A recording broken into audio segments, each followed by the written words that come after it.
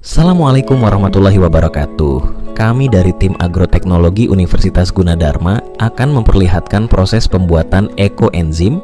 Untuk penjelasan lebih lanjut, silakan saksikan tayangan video berikut ini. Apa itu ekoenzim? Ekoenzim adalah cairan alami serbaguna yang merupakan hasil fermentasi dari campuran sisa buah atau sayuran, gula atau molase dan air. Waktu fermentasi ekoenzim adalah 3 bulan di wilayah tropis dan 6 bulan di subtropis. Hasil dari fermentasi adalah cairan berwarna kecoklatan dengan aroma asam segar, khas fermentasi. Warna ekoenzim bervariasi dari coklat muda hingga coklat tua, bergantung pada jenis sisa buah atau sayuran dan jenis gula yang digunakan. Terdapat 10 masalah besar lingkungan di Indonesia, di mana 40% dari masalah tersebut adalah sampah. 70% sampah yang berada di TPA adalah sampah organik. Sampah organik di TPA menimbulkan bau tidak sedap di lingkungan, mengurangi tingkat daur ulang plastik, serta memberi risiko terjadinya ledakan TPA. Dikarenakan sampah organik menghasilkan gas metana. Dengan membuat ekoenzim, kita telah mengelola sebagian besar sampah kita dan mengurangi beban TPA. Selain itu, produk yang kita gunakan di rumah sebagian besar mengandung bahan kimia sintetis yang berbahaya bagi kesehatan manusia dan lingkungan. Kemasan dari produk-produk tersebut juga mencemari lingkungan karena hanya sebagian kecil yang didaur ulang. Di dunia, hanya kurang dari 9% kemasan plastik didaur ulang. Ekoenzim adalah alternatif alami dari bahan kimia sintesis berbahaya di rumah. Dengan membuat ekoenzim, kita berpartisipasi mengurangi beban bumi, sekaligus menerapkan gaya hidup minim kimia sintesis. Pembuatan ekoenzim. Langkah pertama adalah dengan menyiapkan bahan-bahan seperti sisa buah-buahan dan sayuran. Semua jenis buah dan sayuran dapat digunakan untuk ekoenzim, kecuali bahan yang sudah dimasak dan sudah busuk. Semakin banyak jenis sisa buah dan sayuran yang digunakan, semakin kaya hasil ekoenzimnya. Selain sisa buah dan sayuran, siapkan gula yang berfungsi sebagai sumber karbon untuk pertumbuhan mikroorganisme yang memproduksi enzim. Jenis gula yang lebih baik, jangan menggunakan gula pasir, karena gula pasir bersifat kimiawi. Gula yang dapat digunakan adalah molase cair, gula aren, gula kelapa, dan gula lontar. Terdapat bahan lain yaitu air. Sumber air yang dapat digunakan yaitu air sumur, air hujan, air buangan AC, air isi ulang, dan air pam. Langkah berikutnya yaitu masukkan air sebanyak 60% volume air. Setelah itu masukkan gula atau molase sesuai tarakan, yaitu 10% dari berat air. Selanjutnya masukkan potongan sisa buah dan sayuran, yaitu 30% dari berat air, lalu diaduk. Terakhir tutup rapat, beri label tanggal pembuatan dan tanggal panen. Berikut merupakan demo pembuatan ekoenzim.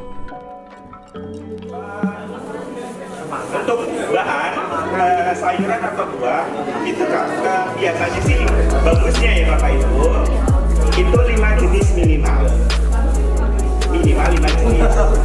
Dari 5 itu 2 sayuran, 3 buah. Kenapa demikian?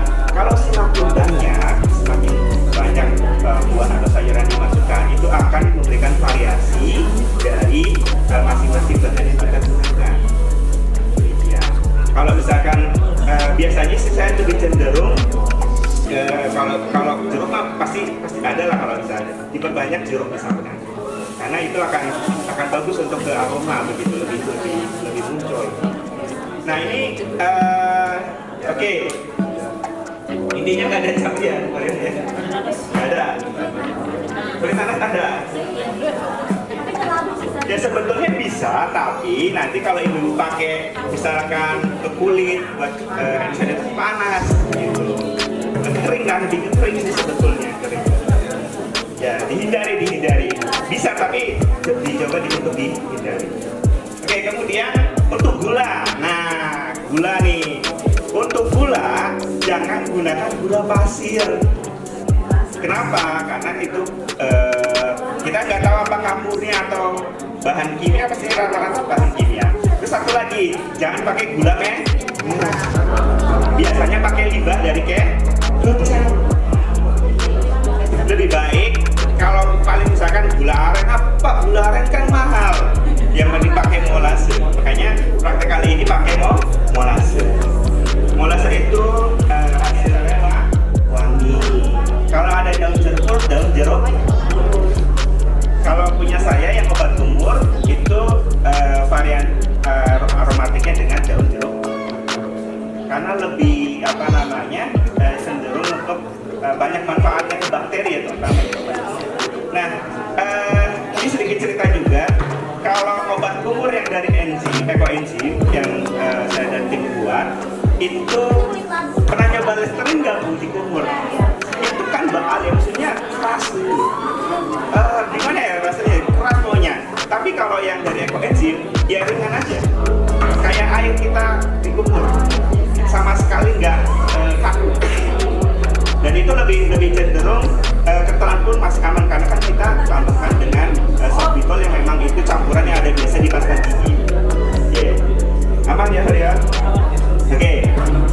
Tadi gula ya. Untuk gula bisa dipahami ya Bu, gula pasir jangan, kemudian gula merah ya.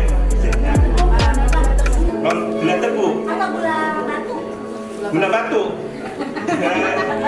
Ya pokoknya itu yang gula pasir aja nggak boleh. Misalkan kita beli gula, kita nggak tahu murni tebunya bukan enggak kan. Yang kita hindari sebetulnya bahan kimia sintetis yang terbawa. Gitu. Makanya kalau gula aren kan mahal, kalau malasnya jelas dia nggak ada bakal. Nah, air yang boleh itu adalah air sumur ya. Kemudian air hujan bisa. Kemudian air buangan AC. Kan sering kali dibuang begitu kan. Kumpulkan aja untuk media proses fermentasi ekoenzim. Air pump, air galon. Galon bekas lagi mineral, aqua, bubble. Enggak, konsepnya enggak seperti itu. Pertama, itu pasti akan menghasilkan gas metan. Kalau dicukup sebesar itu pun juga bisa meledak. Itu salah satu karena proses pemeliharaan harus dibuka juga. Jadi pokoknya kuncinya jangan pakai yang kulitnya sempit.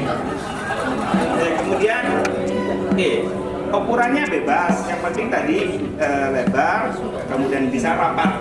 Kalau misalkan seperti ini nggak rapat, kita bisa lapisi plastik gresek ya untuk menguncinya. Oke. Pada ada yang ditanyakan? Nah, sekarang kita ini dulu proses ya. Nah, yang pertama, ini sudah bersih Pak Edi? Sudah bersih, oke. Ini dicuci ya Bapak Ibu ya. Dicuci. Kalau misalkan bekas ada sabunnya, cuci pakai sabun, pastikan sabunnya nggak ke bawah. Karena saat fermentasi pasti akan rusak. Ya, ini sudah. Oke, kemudian air. Nah, ini wadahnya 5 liter. Berarti formulasinya dari 5 liter airnya berapa Ibu Bu? Kalau 60%. Coba dihitung. 3 liter. Betul, 3 liter masukkan airnya.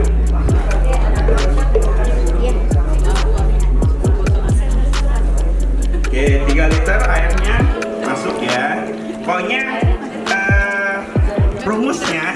rumusnya itu airnya 60% dari wadah. Kenapa harus ada ruang udara? Jangan dipenuhi, ini masih sisa, penuhi aja, jangan gitu ya.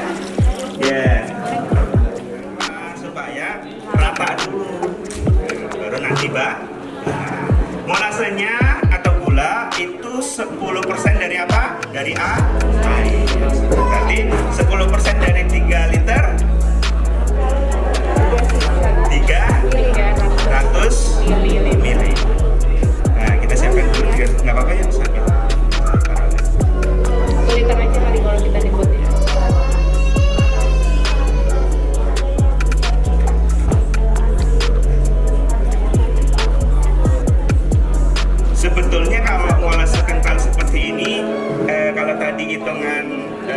300 mili, misalkan hanya 150 atau 200 itu masih bisa, karena cukup kental kan, Ibu ya. Berapa ya? Pakai 150.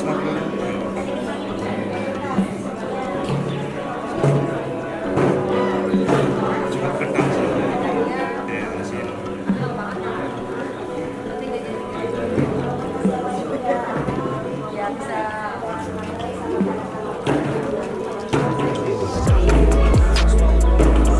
Oke, kita coba pakai di 150 karena cukup ini ya, kental pekat. Nah, diaduk.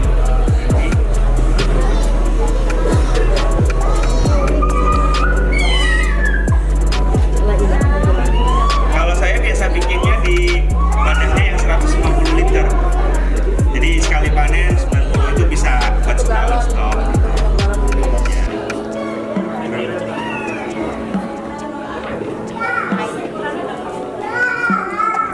Nah, nanti sisa di sini bisa dilarutkan juga.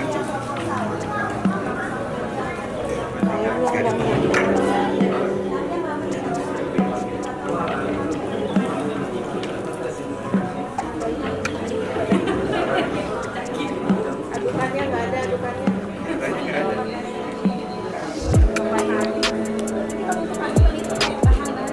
Sebetulnya pakai plastik sih, nggak bisa pakai plastik. Jadi nggak apa-apa nih, Korea nanti tanggung jawab kalau nggak jadi. Ya selama nggak ada yang ngeyeng apa sih, nah korosi karat lah ya. Tuh, ngeyeng ya, ngeyengan, ya orang Jawa soalnya. Ya Tegal aslinya.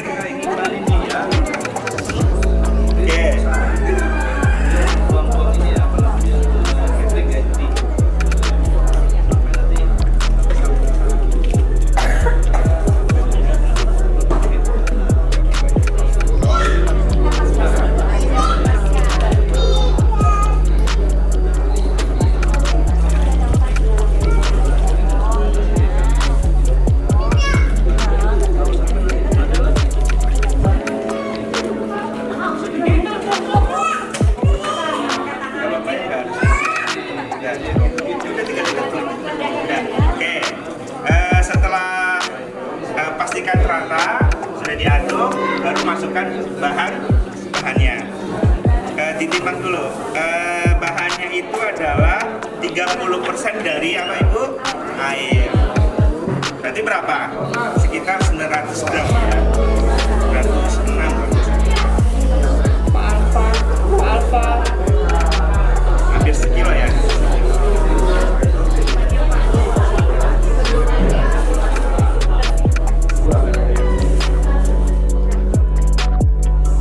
Oke, jadi diusahakan kalau misalkan mau nyicil tadi minimal 5 jenis ya, 3-nya buah sayur. Nggak boleh cabai sama melena. Ya. Oke, ini sudah sekitar 900, bisa langsung jadi apakah ada gede-gede? Bukan, kalau misalkan ini kayak wadahnya aja sih. Enggak. Iya, langsung. Yang penting nggak busuk Ibu, nggak bekas dimasak.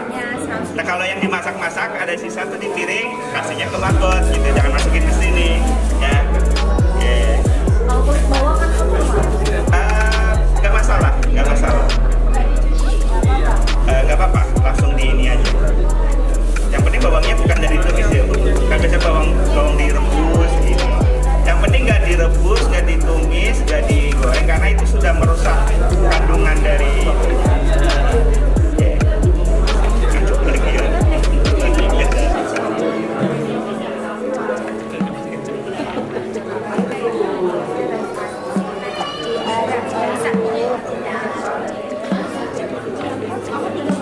Tiga bulan. Nah ini sudah ya, dipastikan harus rapat tutupnya. Bayangin. selama 3 bulan itu nggak PO-nya. Nanti ada proses pemeliharaannya, nanti saya jelaskan itu. Oke, ini kan sudah rapat ya. Oke, pastikan rapat. Nah, kemudian penyimpanannya. Nah, untuk penyimpanannya yang pertama, ini dulu deh kita coba ya penyimpanan. Yang pertama, nggak boleh langsung kena sinar matahari, nggak boleh kita harus deket AC ya, nggak boleh dekat WC, itu nggak boleh ya. Kemudian pembakaran sampah ya nggak boleh. Misalkan di kamar boleh, kalau misalkan nggak langsung di bawahnya AC masih bisa. Di ruang tamu kalau biasa saja, maksudnya normal gitu ya, nggak ada AC di ruang tamu yang besar ya bisa di sini.